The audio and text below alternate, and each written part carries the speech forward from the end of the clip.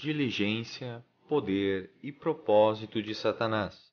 Sermão número 1459A, escrito por Charles Haddon Spurgeon em Merton, França. Depois vem o diabo e tira-lhes do coração a palavra, para que não se salvem, crendo. Lucas capítulo 8, versículo 12. É um grande consolo que tão grandes multidões estejam dispostas a ouvir a palavra de Deus. Ainda que muitos resultem ser como a pedra, ou como o solo junto ao caminho, ou como a terra da qual brotam espinhos, no entanto, é uma circunstância animadora que a semente possa ser semeada abundantemente sobre uma vasta extensão da terra. Porém, não todos os pensamentos provocados pelo espetáculo de uma nutrida congregação são gratos, pois naturalmente surge a pergunta: o que resultará de toda essa pregação e toda essa audiência? Produzirá a semente celestial alguma colheita ou cairá em terreno improdutivo? Ao considerar essa pergunta, o cristão comprometido toma em conta a condição das pessoas a quem está dirigida e recorda que muitas não estão preparadas para o Evangelho. Longe de serem campos sulcados para receberem a semente, são como sendas muito transitadas. Ouvem o Evangelho e até o presente aconchegamos esperanças por eles, ainda que não tenham a menor intenção de permitir que a semente entre no íntimo de suas almas. O solo de seus corações está demasiadamente ocupado. Outros pés o trilharão e rapidamente apagarão as pisadas do semeador. E quanto à boa semente, vai ficar onde ela caiu, mas não vai ser acomodada no homem interior. E isso não é tudo. O observador perspicaz recorda que há ainda outra dificuldade. O arqui-inimigo de Deus e do homem se opõe à salvação das almas, e portanto está presente com seu poder destrutivo onde quer que a semente da palavra esteja sendo semeada. É deste tema que vamos falar agora, a atividade de Satanás durante a pregação do Evangelho. Ele está fora de vista, mas não podemos permitir-lhe que passe despercebido. Opera um maior prejuízo se os homens dormem. Voltemos atentamente nossos olhos até ele e demonstremos que não ignoramos seus ardis. Nas palavras que temos diante de nossa consideração, nosso Divino Senhor recordou aos seus ouvintes a pontualidade do demônio, logo vem o diabo. Lhes recordou seu poder e tira de seus corações a palavra e seu propósito, que é impedir a fé salvadora, para que não creiam e se salvem. Nestes dias, quando tem lugar nossos serviços especiais, é recomendável trazer esses pontos à sua consideração, para que todos sejam advertidos contra o maligno, e assim, pela graça de Deus, se frutifiquem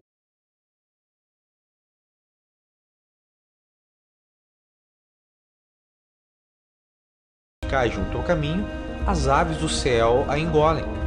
Nosso texto diz, e logo, isto é, nesse mesmo instante vem o diabo. Marcos o expressa, em seguida vem Satanás. Qualquer outro poderia ser ocioso, contudo Satanás jamais será. Tão pronto como o camelo cai morto no deserto, os abutres se precipitam sobre ele. Nenhum pássaro era visível, nem parecia possível que houvesse algum deles num raio de muitos quilômetros.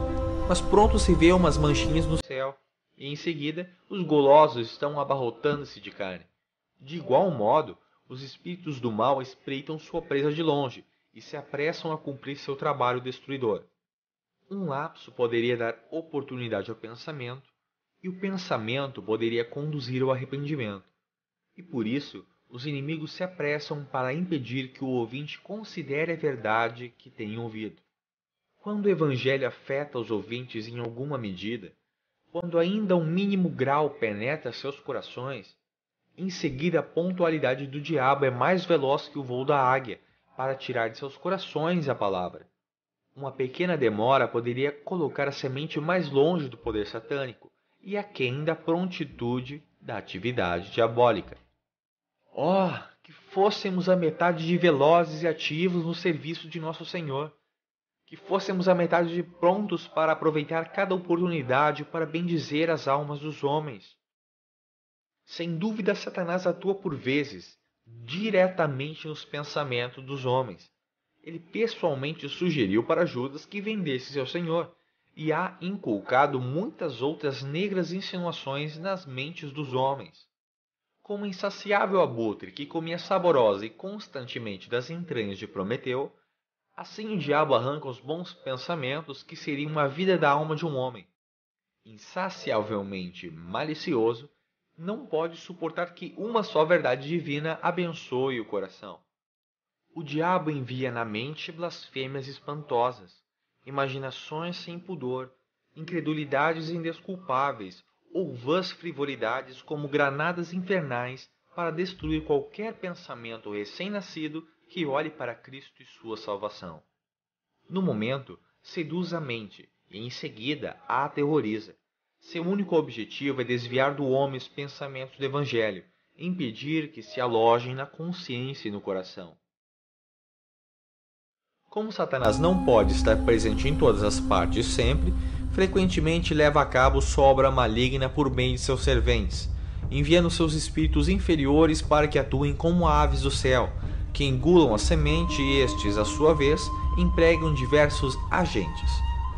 Incidentes comuns da vida são usados como grande astúcia na transação maligna, de tal forma que, mesmo por coisas indiferentes em si mesmas, cumprem-se os propósitos do adversário. Talvez o pregador tenha algo especial em sua maneira de agir, em suas expressões, ou em sua aparência, e isso se converte no pássaro que devora a semente.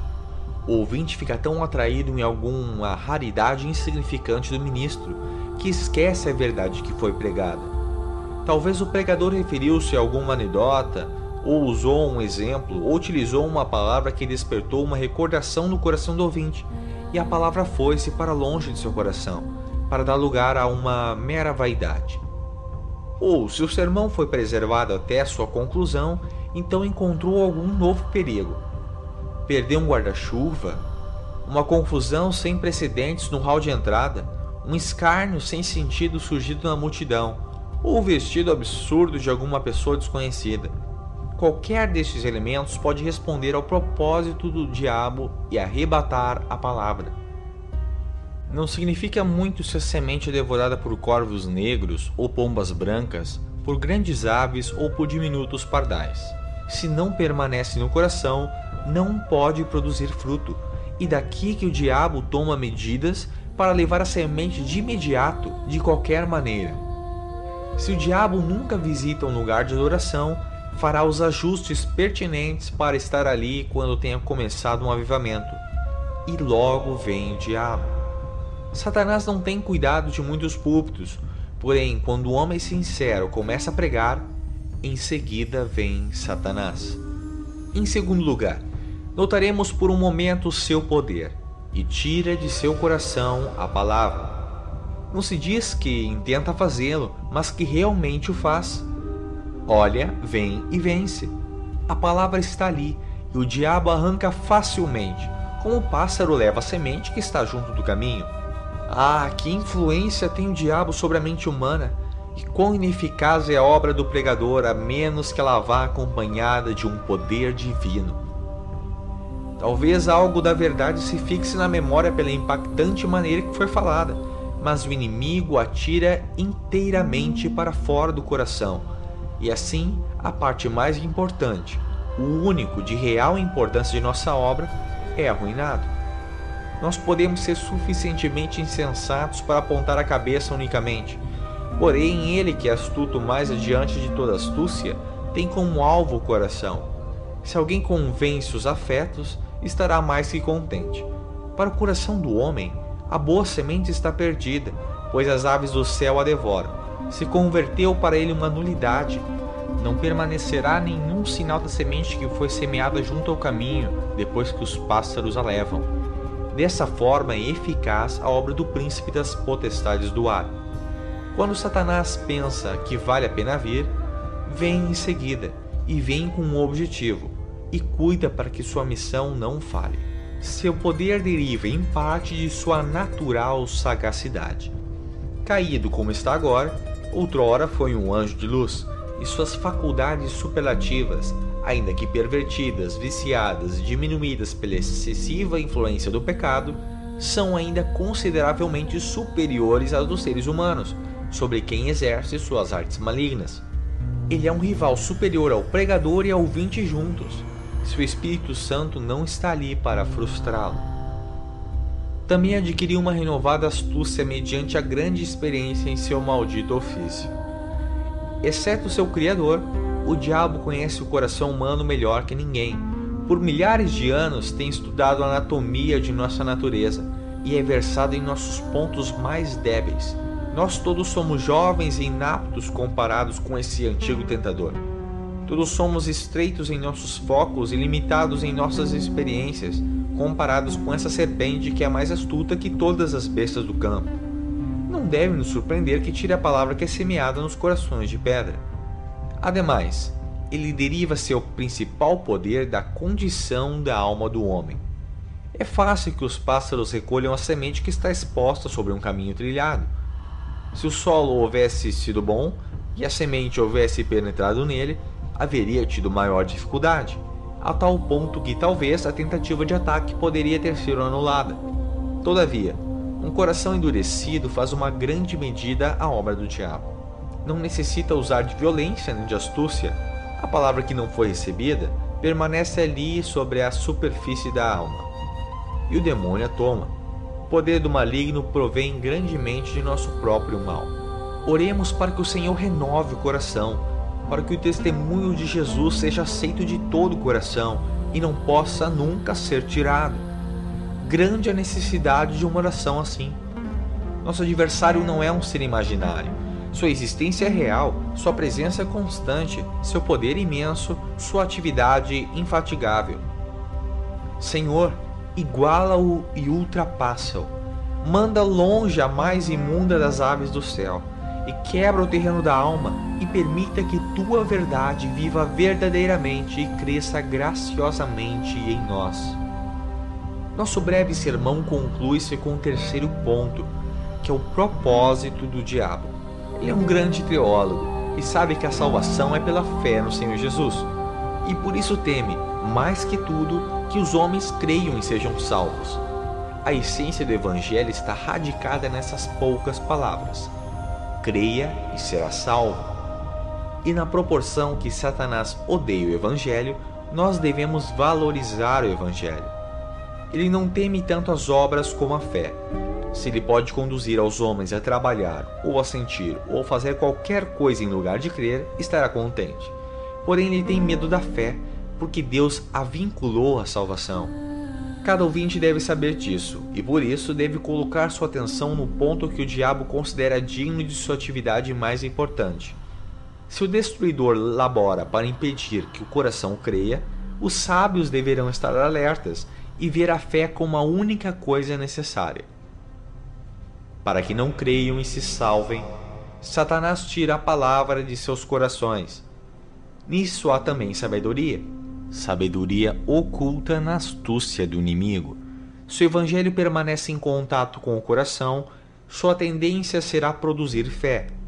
A semente que permanece no solo brota e produz fruto, e assim o Evangelho desdobrará seu poder vivo se permanecer no homem, e portanto o diabo se apressa em tirar a semente.